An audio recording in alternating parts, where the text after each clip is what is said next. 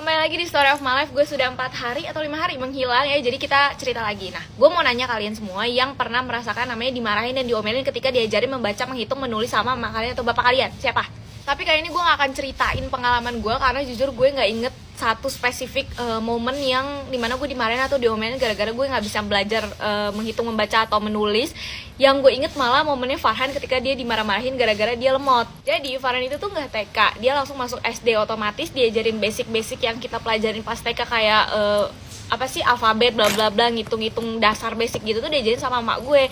Ada nih suatu malam nih dia lagi belajar, gue nggak tahu lagi diajarin apa sama emak gue, pokoknya lagi belajar lah sama emak gue gitu. Di situ gue lagi makan, terus posisi ruang makan gue tuh langsung seberang-seberangan sama ruang tamu yang dimana Farhan lagi belajar di situ. Ini orang entah emang kagak fokus atau emang kagak mut-mutan belajar, jadi kayak dia tuh ogah-ogahan gitu belajarnya. Terus kayak udah diajarin sama emak gue sekali, 2 kali, ini masih kagak ngerti juga, gak bisa ngikutin lah, gak bisa nangkep gitu yang diajarin sama emak gue. Mungkin emak gue kesel karena lama-lama kayak ini anak dari tadi kagak bisa gitu. Sampai dimana akhirnya emak gue ada emosi gitu, akhirnya dicubit tuh pahanya. Nih waktu kecil gue yakin gak cuma gue doang nih sama abang gue yang udah temenan banget sama cubitan emak gue.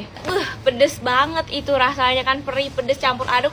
Abis dari situ baru tuh setelah kena cubitan banget baru tuh si Farhan belajar sambil nangis-nangis. Gue yang pada saat itu belum bersekolah dan belum belajar begitu langsung menjadi acuan gue, kayak aduh gue nggak mau deh nih yang namanya pas belajar sama mak gue terus gue nggak bisa, ntar gue bisa dicubit.